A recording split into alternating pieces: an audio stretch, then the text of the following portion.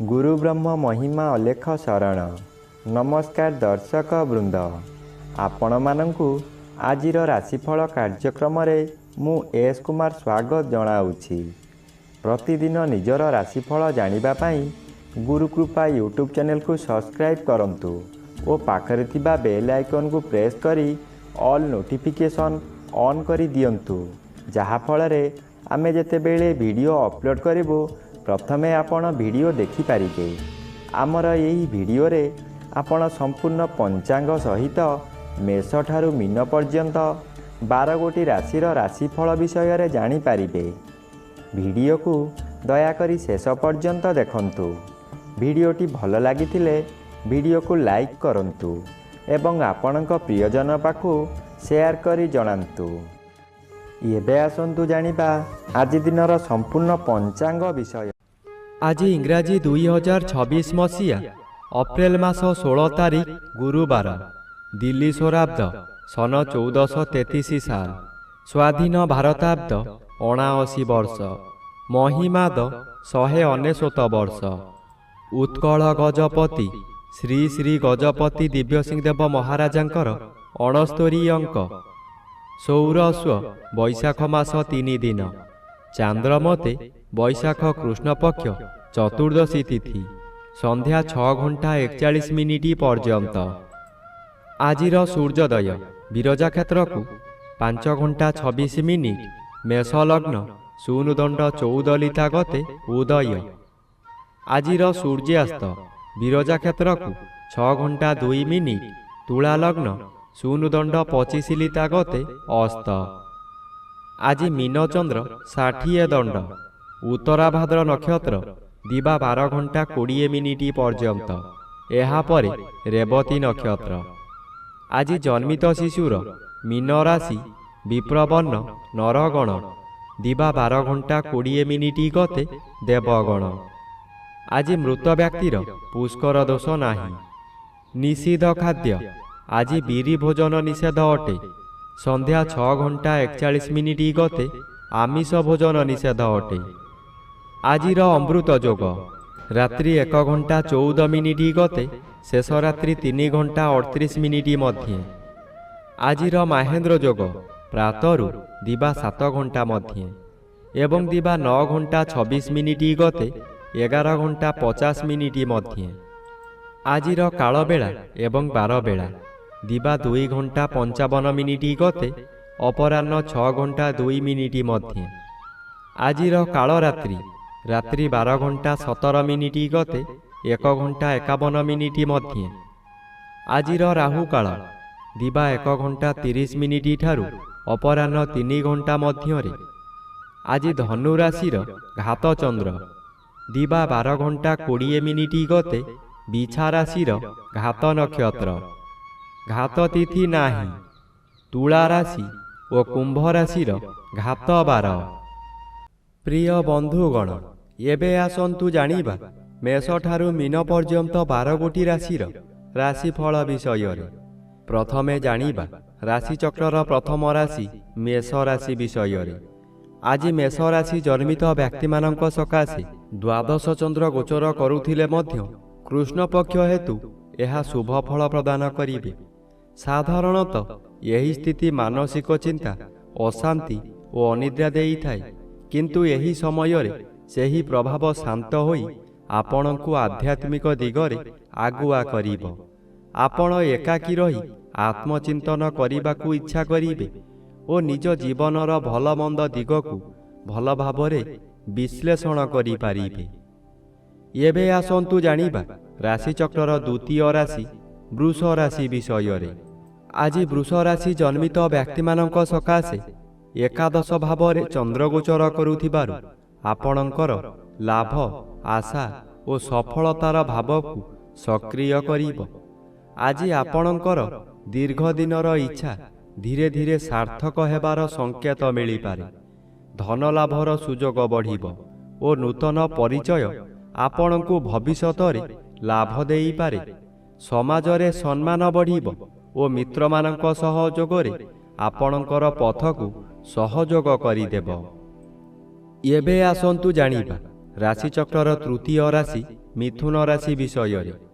ଆଜି ମିଥୁନ ରାଶି ଜନ୍ମିତ ବ୍ୟକ୍ତିମାନଙ୍କ ସକାଶେ ଦଶମ ଭାବରେ ଚନ୍ଦ୍ରଗୋଚର କରୁଥିବାରୁ ଆପଣଙ୍କ କର୍ମକ୍ଷେତ୍ରକୁ ସକ୍ରିୟ କରି ଦାୟିତ୍ୱବୋଧକୁ ଅଧିକ ବଢ଼ାଇ ଦେଉଛି। ଆଜି ଆପଣଙ୍କ କାମ ପ୍ରତି ଗଭୀର ଧ୍ୟାନ ଦେବେ ଓ ନିଜ ପରିଶ୍ରମକୁ ପ୍ରମାଣ କରିବାକୁ ଚାହିଁବେ। ଉପରିସ୍ଥ ଅଫିସରଙ୍କର ପ୍ରଶଂସା ମିଳିପାରେ ଓ ନୂତନ ଦାୟିତ୍ୱ ଆସିପାରେ। ଆପଣଙ୍କ କାର୍ଯ୍ୟଦକ୍ଷତା ଆପଣଙ୍କ ପ୍ରତିଷ୍ଠାକୁ ବଢ଼ାଇବ। କେବେ କେବେ ମାନସିକ ଚାପ ଥାଇପାରେ, କିନ୍ତୁ ଆପଣ ତାହାକୁ ସମ୍ଭାଳି ପାରିବେ। ଏବେ ଆସନ୍ତୁ ଜାଣିବା ରାଶିଚକ୍ରର ଚତୁର୍ଥ ରାଶି କର୍କଟ ରାଶି ବିଷୟରେ। ଆଜି କର୍କଟ ରାଶି ଜନ୍ମିତ ବ୍ୟକ୍ତିମାନଙ୍କ ସକାଶେ ନବମ ଭାବରେ ଚନ୍ଦ୍ର ବାଧାପ୍ରାପ୍ତ ଅଛନ୍ତି। କୃଷ୍ଣପକ୍ଷ ଏହାକୁ ଆପଣଙ୍କ ପକ୍ଷରେ ଶୁଭ କରିଦେଉଛି। ଆଜି ଆପଣ ଧାର୍ମିକ କାମ, ପୂଜାପାଠ ଓ ଆଧ୍ୟାତ୍ମିକରେ ଆଗ୍ରହୀ ହେବେ। ଭାଗ୍ୟ ଧୀରେ ଧୀରେ ସହଯୋଗ କରିବ ଓ ପୂର୍ବରୁ ଥିବା ବାଧା ହ୍ରାସ ପାଇବ। ଯାତ୍ରା ଯୋଗ ମଧ୍ୟ ରହିଛି, ଯାହା ଲାଭଦାୟକ ହେବ। ଆପଣଙ୍କ ମନରେ ଆତ୍ମବିଶ୍ୱାସ ବଢ଼ିବ ଓ ଜୀବନକୁ ନୂତନ ଦୃଷ୍ଟିରେ ଦେଖିବାକୁ ଶକ୍ତି ମିଳିବ। ଏବେ ଆସନ୍ତୁ ଜାଣିବା ରାଶିଚକ୍ରର ପଞ୍ଚମ ରାଶି ସିଂହ ରାଶି ବିଷୟରେ। ଆଜି ସିଂହ ରାଶି ଜନ୍ମିତ ବ୍ୟକ୍ତିମାନଙ୍କ ସକାଶେ ଅଷ୍ଟମ ଭାବରେ ଚନ୍ଦ୍ରଗୋଚର କରୁଥିବାରୁ ଜୀବନର ଅନିଶ୍ଚିତତା ଓ ଅପରିକଳ୍ପିତ ପରିବର୍ତ୍ତନର ସୁଯୋଗ ଦେଉଛି। ଆଜି ଆପଣଙ୍କୁ କିଛି ଅସ୍ଥିର ପରିସ୍ଥିତି ସମ୍ମୁଖୀନ ହେବାକୁ ପଡ଼ିପାରେ। ମାନସିକ ଚିନ୍ତା ବଢ଼ିପାରେ ଓ କାମରେ ବାଧା ଆସିପାରେ। ଶରୀର ମଧ୍ୟ କିଛି ଦୁର୍ବଳ ଲାଗିପାରେ। ଏହି ସମୟରେ ଆପଣଙ୍କୁ ସତର୍କ ଓ ସଂଯମୀ ରହିବା ଆବଶ୍ୟକ। ଆତୁରତାରେ ନିଷ୍ପତ୍ତି ନେଲେ ଅସୁବିଧା ବଢ଼ିପାରେ। ଏବେ ଆସନ୍ତୁ ଜାଣିବା ରାଶିଚକ୍ରର ଷଷ୍ଠ ରାଶି କନ୍ୟା ରାଶି ବିଷୟରେ। ଆଜି କନ୍ୟା ରାଶି ଜନ୍ମିତ ବ୍ୟକ୍ତିମାନଙ୍କ ସକାଶେ ସପ୍ତମ ସ୍ଥାନରେ ଚନ୍ଦ୍ରଗୋଚର କରୁଛନ୍ତି ଶୁଭ ଫଳ ମିଳିବ।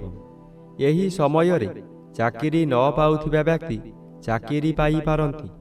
ଚାକିରି କରୁଥିବା ବ୍ୟକ୍ତିମାନଙ୍କର ପଦୋନ୍ନତି ହୋଇପାରେ।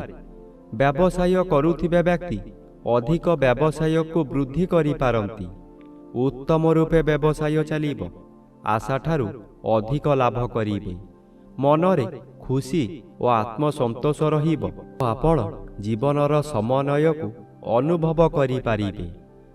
ଏବେ ଆସନ୍ତୁ ଜାଣିବା ରାଶିଚକ୍ରର ସପ୍ତମ ରାଶି ତୁଳା ରାଶି ବିଷୟରେ। ଆଜି ତୁଳା ରାଶି ଜନ୍ମିତ ବ୍ୟକ୍ତିମାନଙ୍କ ସକାଶେ ଷଷ୍ଠ ସ୍ଥାନରେ ଚନ୍ଦ୍ରଗୋଚର କରୁଛନ୍ତି। ଷଷ୍ଠ ଚନ୍ଦ୍ର ସଂଘର୍ଷ, ପ୍ରତିସ୍ପର୍ଦ୍ଧା ଓ ଶତ୍ରୁ ଦଳର ଭାବକୁ ସକ୍ରିୟ କରେ, କିନ୍ତୁ ଏହା ସହିତ ବିଜୟର ସୂଚନା ମଧ୍ୟ ଦେଇଥାଏ। ଆଜି ଆପଣ ଦୀର୍ଘ ଦିନର ସମସ୍ୟାକୁ ଜିତିପାରିବେ। କାର୍ଯ୍ୟକ୍ଷେତ୍ରରେ ଧୀରେ ଧୀରେ ସଫଳତା ଦେଖାଯିବ। ଶତ୍ରୁମାନଙ୍କୁ ପରାଜିତ କରିବାର ଶକ୍ତି ମିଳିବ। ମାନସିକ ଚାପ ଥାଇପାରେ, କିନ୍ତୁ ଆପଣ ତାହାକୁ ଜିତିପାରିବେ। ଧୈର୍ଯ୍ୟ ଓ ନିୟମିତ ପ୍ରୟାସ ଆପଣଙ୍କୁ ସଫଳତାର ଦିଗକୁ ନେଇଯିବ। ଏବେ ଆସନ୍ତୁ ଜାଣିବା ରାଶିଚକ୍ରର ଅଷ୍ଟମ ରାଶି ବିଛା ରାଶି ବିଷୟରେ। ଆଜି ବିଛା ରାଶି ଜନ୍ମିତ ବ୍ୟକ୍ତିମାନଙ୍କ ସକାଶେ ପଞ୍ଚମ ଚନ୍ଦ୍ର ବାଧାପ୍ରାପ୍ତ ଅଛନ୍ତି। କୃଷ୍ଣ ପକ୍ଷରେ ଏହା ଶୁଭ ଫଳ ମିଳିବ। ଆଜି ଆପଣଙ୍କ ଚିନ୍ତନ ଶକ୍ତି ସଠିକ୍ ଦିଗକୁ ଯିବ। ଶିକ୍ଷା ଓ ପରୀକ୍ଷାରେ ସଫଳତା ମିଳିପାରେ। ନୂତନ ନୂତନ ଧାରଣା ଆପଣଙ୍କୁ ଆଗକୁ ନେଇଯିବ। ଆପଣଙ୍କ ଉପସ୍ଥିତ ଜ୍ଞାନ ବଳରେ ବହୁ ବଡ଼ ବଡ଼ ବିପଦରୁ ମୁକୁଳି ଯିବେ। ବହୁ କାମରେ ହାତ ଦେଇ ଆପଣ ସଫଳ ହେବେ। ଶୁଭ କର୍ମମାନ କରିବେ। ଏବେ ଆସନ୍ତୁ ଜାଣିବା ରାଶିଚକ୍ରର ନବମ ରାଶି ଧନୁ ରାଶି ବିଷୟରେ। ଆଜି ଧନୁ ରାଶି ଜନ୍ମିତ ବ୍ୟକ୍ତିମାନଙ୍କ ସକାଶେ ଘାତଚନ୍ଦ୍ର ଭୋଗ ହେଉଛି। ଘାତଚନ୍ଦ୍ର ଆପଣଙ୍କ ପାଇଁ ଏକ ସତର୍କତାର ସଂକେତ। ଆଜି ମାନସିକ ଚାପ, ଚିନ୍ତା ଓ ଅସ୍ଥିରତା ବଢ଼ିପାରେ। ପରିବାରରେ କିଛି ସମସ୍ୟା ଆସିପାରେ, ଯାହାଦ୍ୱାରା ମନ କାମରେ ଧ୍ୟାନ ଧରିପାରିବ ନାହିଁ। ଶରୀର ମଧ୍ୟ କିଛି ଦୁର୍ବଳ ଲାଗିପାରେ। ମଥା ବିଚଳିତ ହେବା କାରଣରୁ ରାସ୍ତା ଦୁର୍ଘଟଣା ମଧ୍ୟ ହୋଇପାରେ। ଏହି ସମୟରେ ଆପଣଙ୍କୁ ଶାନ୍ତ ରହିବା ଓ ଧୈର୍ଯ୍ୟ ଧରିବା ଆବଶ୍ୟକ। ଏବେ ଆସନ୍ତୁ ଜାଣିବା ରାଶିଚକ୍ରର ଦଶମ ରାଶି ମକର ରାଶି ବିଷୟରେ। ଆଜି ମକର ରାଶି ଜନ୍ମିତ ବ୍ୟକ୍ତିମାନଙ୍କ ସକାଶେ ତୃତୀୟ ଚନ୍ଦ୍ର ଗୋଚର କରୁଥିବାରୁ ଆପଣଙ୍କ ଜୀବନରେ ସାହସ, ପରାକ୍ରମ ଓ ଆତ୍ମବିଶ୍ୱାସର ଏକ ନୂତନ ଶକ୍ତି ସଞ୍ଚାର କରିବ। ଆଜି ଆପଣ ଯେକୌଣସି କାମକୁ ଦୃଢ଼ ସଂକଳ୍ପ ସହ କରିବାକୁ ପ୍ରସ୍ତୁତ ହେବେ। ଦୀର୍ଘଦିନ ଧରି ଅଟକିଥିବା କାମଗୁଡ଼ିକ ଆପଣ ଆଗକୁ ବଢ଼ାଇ ପାରିବେ ଓ ସେଥିରେ ସଫଳତା ଲାଭ କରିବାର ସୁଯୋଗ ରହିଛି। ଆପଣ ନିଜ ଶକ୍ତିକୁ ଠିକ୍ ଦିଗରେ ବ୍ୟବହାର କରିଲେ ସଫଳତା ନିଶ୍ଚୟ ମିଳିବ। ଏବେ ଆସନ୍ତୁ ଜାଣିବା ରାଶିଚକ୍ରର ଏକାଦଶ ରାଶି କୁମ୍ଭ ରାଶି ବିଷୟରେ। ଆଜି କୁମ୍ଭ ରାଶି ଜନ୍ମିତ ବ୍ୟକ୍ତିମାନଙ୍କ ସକାଶେ ଦ୍ୱିତୀୟ ଚନ୍ଦ୍ର ଗୋଚର କରୁଥିବାରୁ ଆପଣଙ୍କୁ ଆଜି ସତର୍କ ଓ ସଂଯମୀ ରହିବାର ସନ୍ଦେଶ ଦେଉଛି। ବିଶେଷ କରି କଥାବାର୍ତ୍ତାରେ ଆପଣଙ୍କୁ ଅଧିକ ସାବଧାନ ରହିବା ଦରକାର, କାରଣ ଛୋଟ କଥାରେ ମଧ୍ୟ ବଡ଼ ବିବାଦର ରୂପ ନେଇପାରେ। ପରିବାର ମଧ୍ୟରେ ମତଭେଦ କିମ୍ବା ଅସମ୍ମତି ଦେଖାଯିବାର ସମ୍ଭାବନା ରହିଛି, କିନ୍ତୁ ଆପଣ ଯଦି ଶାନ୍ତି ଓ ଧୈର୍ଯ୍ୟର ସହିତ ପରିସ୍ଥିତିକୁ ସମ୍ଭାଳନ୍ତି ତେବେ ସମସ୍ୟା ସମାଧାନ ହୋଇଯିବ। ଏବେ ଆସନ୍ତୁ ଜାଣିବା ରାଶିଚକ୍ରର ଦ୍ୱାଦଶ ବା ଶେଷ ରାଶି ମୀନ ରାଶି ବିଷୟରେ।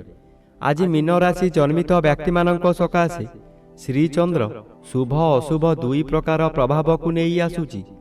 ଏକ ପକ୍ଷରେ ମନରେ ଶାନ୍ତି, ସନ୍ତୋଷ ଓ ଆନନ୍ଦ ରହିବ, ଯାହା ଆପଣଙ୍କ ଦିନକୁ ସୁଖଦ କରିବ। ଘରେ ଖୁସିର ପରିବେଶ ରହିବ ଓ ପରିବାର ସହ ଭଲ ସମୟ କାଟିପାରିବେ। କିନ୍ତୁ ଅନ୍ୟ ପକ୍ଷରେ ଛୋଟ କଥାରେ ମାନସିକ ଅଶାନ୍ତି ବା ଧ୍ୟାନର ଅଭାବ ଦେଖାଦେବାର ସମ୍ଭାବନା ରହିଛି। କାମରେ ଆଳସ୍ୟ କିମ୍ବା ଅବହେଳା ହେଲେ ଛୋଟ ବାଧା ଆସିପାରେ।